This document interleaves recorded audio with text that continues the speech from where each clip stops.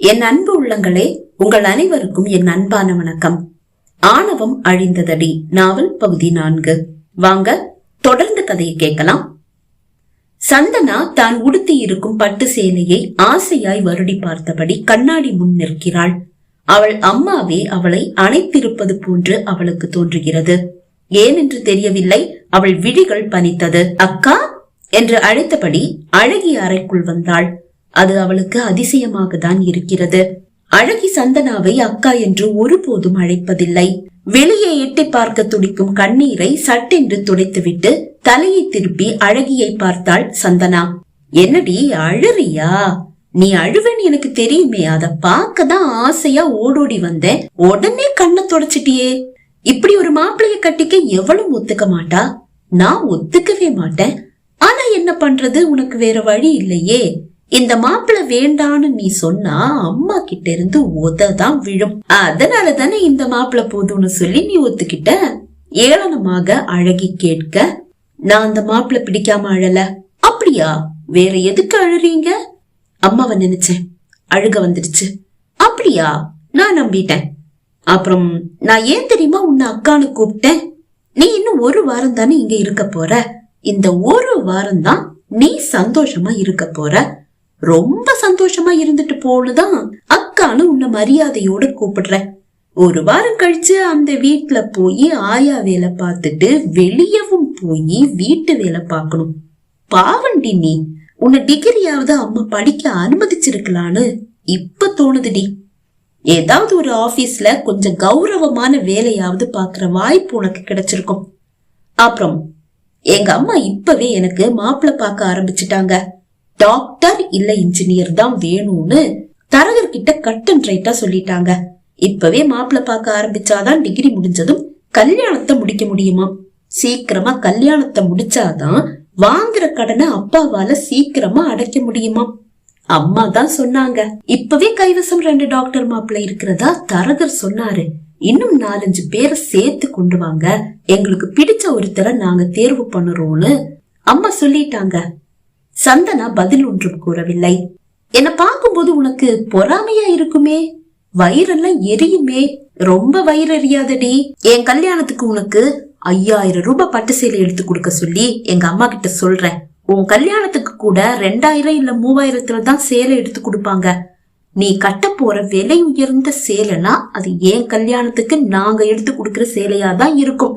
படுக்கையில விழுந்து கிடக்குற உன்னுடைய வருங்கால கணவனால உனக்கு ஒரு நைட்டி கூட வாங்கி கொடுக்க முடியாது. அப்புறம் அவங்க அம்மா 2 காலும் ஒடிச்சு போய் வீல் சேர்லயே உட்கார்ந்து இருக்காங்க. அவங்களுக்கும் சேர்த்து நீதான் நைட்டி எடுத்து கொடுக்கணும். பாவம், உனக்கு யாரும் எடுத்து கொடுக்க போறதில்ல. நீ என்ன பண்ணுவ? எல்லாம் நீ வாங்கி வந்த வரம். என் கல்யாணத்துக்கு கண்டிப்பா அப்பா வீடு தேடி வந்து கல்யாண பத்திரிகைய வைப்பாரு. நீ குடுக்கற அந்த பட்டு சேலைய கட்டிட்டு வந்து வாயார வாழ்த்திட்டு வயிறார சாப்பிட்டுட்டு சந்தோஷமா வந்த வழியாவே திரும்பி போலாம்.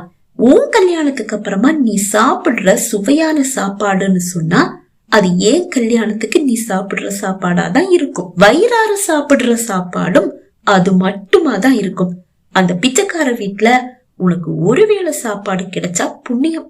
சரி, நான் போய் என் வேலைய பாக்குறேன், நீ உன்னுடைய அழுகைய கண்டினியூ பண்ணு என்று கூறியவள் அறையிலிருந்து வெளியே செல்ல கதவை சாத்தி தாழிட்ட சந்தனா உடுத்தி இருந்த சேலையை மாற்றிவிட்டு பழைய தாவணி ஒன்றை எடுத்து உடுத்தி கொண்டாள். 4 நாட்கள் ஓடிவிட்டது. ருத்ரன் சந்தனா திருமணம் நடக்க இன்னும் 3 நாட்கள் தான் இருக்கிறது. இன்று ருத்ரனின் அம்மாவின் பிறந்த நாள்.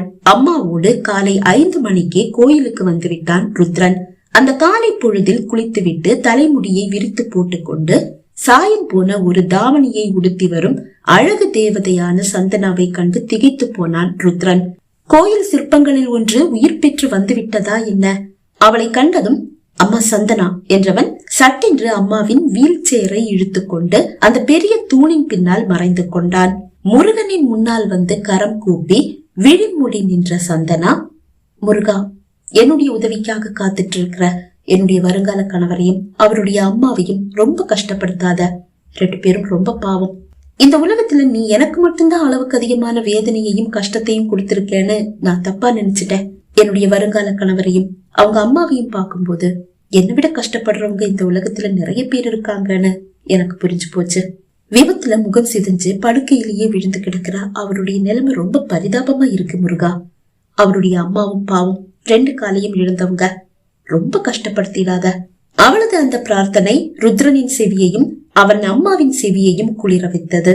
அந்த இடத்திலிருந்து அவள் நகர, இவளுக்கு இனியும் என்ன டெஸ்ட்பா வைக்க போற? அம்மா கேட்டார். கண்டிப்பா டெஸ்ட் வச்சுதாமா ஆகணும். இவ முகம் மட்டும் இல்ல, மனசு கூட ரொம்ப அழகா இருக்கு. அது எந்த அளவு அழகா இருக்குன்னு நான் தெரிஞ்சுக்க வேண்டாமா? அவள் சென்ற திசையை பார்த்தபடியே கூறினான் ருத்ரன். என்னுடைய பிறந்த நாளுக்கு நீ என்ன பரிசு எனக்கு கொடுக்க போற? அம்மா ஆவலாய் கேட்டார். அம்மா, உங்களுக்கு ஒரு அழகான வைர நெக்லஸ் வாங்கி வச்சிருக்க. அப்படின்னா அதே மாதிரி ஒரு நெக்லஸ சந்தனாவுக்கு நீ வாங்கி கொடு, அம்மா கூற. கண்டிப்பா அம்மா என்றான். சந்தனா வீடு திரும்பும் போது அப்பா அவரது ஆட்டோவை துடைத்துக் கொண்டிருக்கிறார். அவர் அருகில் நிற்கிறார் சித்தி. கனகா, சந்தனாவுக்கு கல்யாண சேலை நகை எதுவுமே வாங்கல. மதியானம் நான் வீட்டுக்கு வரும்போது நீங்க ரெடியா இருக்க. சாப்பிட்டதும் நம்ம கிளம்பிடலாம். எங்க?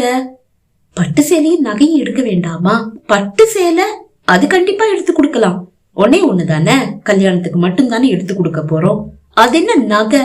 அதுதான் எதுவுமே வேண்டான்னு மாப்பிள்ளை வீட்டுல சொல்லிட்டாங்கல்ல. மாப்பிள்ளை வீட்டுல சொன்னது இருக்கட்டும், நாம ஏதாவது போட வேண்டாமா? எதுவும் போட தேவையில்லை. அந்த முகரக்கட்டைக்கு உங்க பொண்ணை கட்டி வைக்கிறதே பெரிய விஷயம். இதுல நகை போடுறாராம்ல, நகை. வாயை மூடிக்கிட்டு சும்மா இருங்க என்று கோபமாக கூறிவிட்டு சித்தி வீட்டிற்குள் செல்ல, அப்போதுதான் சந்தனாவை கவனித்தார் அப்பா. சாயம் போன தாவணி உடுத்தி நிற்பவளை கண்டதும் அவர் முகம் வேதனையில் வாடியது. என்னம்மா இது? இந்த தாவணி இல்லாம வேற தாவணி எதுவும் உனக்கு இல்லையா? அவள் பதில் ஒன்றும் கூறவில்லை. நீங்க வாங்கி கொடுத்தாதானப்பா இருக்கும் அப்படின்னு கூட கேட்க மாட்டியாமா? அப்பா, உங்க நிலைமை என்னான்னு எனக்கு தெரியாதா? நீங்க சம்பாதிக்கிற காசை அப்படியே சித்தி கையில கொண்டு வந்து குடுக்கறீங்க. அதுல ஏதாவது நீங்க கொஞ்சம் சேமிச்சு வச்சா கூட அது எப்படியாவது சித்தி கண்டுபிடிச்சு அவங்களே எடுத்துக்கிறாங்க. நீங்க எனக்காக ஏதாவது செய்யணும்னு ஆசைப்படுறது எனக்கு தெரியும். ஆனா அது உங்களால முடியாதுன்னு எனக்கு தெரியும். எனக்கு எந்த வருத்தமும் இல்லப்பா. சரிம்மா, மத்தியானம் நான் சாப்பிட வரும்போது ரெடியாயிரு. கல்யாணத்துக்கு ஒரு சேலை வாங்கி கொடுக்கறேன். வேதனையோடு கூறிய அப்பா ஆட்டோவை எடுத்துக்கொண்டு கிளம்பி விட்டார். காலை 10 மணி ஆன போது காலை உணவுக்காக அப்பா வீடு வந்து சேர்ந்து விட்டார். அப்பா ஆட்டோ வீட்டு வாசலில் வந்து நின்றதும் கார் ஒன்று அவரது ஆட்டோவின் பின்னால் வந்து நின்றது. காரின் கதவை திறந்து கொண்டு வெளியே இறங்கிய கார் டிரைவர், சார், இது சந்தனா மேடத்தோட வீடு தானே என்று கேட்டார். ஆமாங்க, இது சந்தனாவோட வீடுதான் சார். கற்பக அம்மா சந்தனா மேடத்துக்கு சில பரிசுகளை கொடுத்து அனுப்பியிருக்காங்க என்று கூறியவர் காரின் பின் கதவை திறந்து பெட்டி பெட்டியாக எடுத்து வீட்டிற்குள் கொண்டு சென்று வைத்து விட்டு செல்ல, அப்பா செல்லுக்கு ஒரு அழைப்பு வந்தது. டிஸ்பிளே கற்பக அம்மா என்று காட்ட அழைப்பை ஏற்றவர், அம்மா என்னம்மா இது? பாவம், நீங்களே கஷ்டத்துல இருக்கீங்க. எதுக்காக இதையெல்லாம் வாங்கி அனுப்பினீங்க? கல்யாணத்துக்கு என்னுடைய மருமக இளவரசி மாதிரி வரணும் சம்பந்தி, அதுக்காக தான் அதையெல்லாம் வாங்கி கொடுத்து அனுப்பினேன். கல்யாணம்ன்றது வாழ்க்கையில ஒரு தடவை தானே வரும். அந்த நேரத்துல சந்தோஷமா இல்லாம வேற எந்த நேரத்துல சந்தோஷமா இருக்கிறது சொல்லுங்க?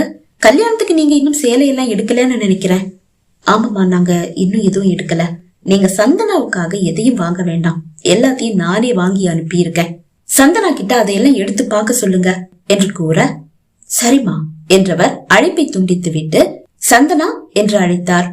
தன் அறையிலிருந்து வெளியே வந்த சந்தனா, என்னப்பா என்று கேட்டாள். சந்தனா மாப்பிள்ளை வீட்டுல இருந்து உனக்கு புடவை எல்லாம் கொடுத்து அனுப்பியிருக்காங்க என்று கூற, அப்படியா? அவங்களே ரொம்ப கஷ்டத்துல இருந்தாங்களேப்பா.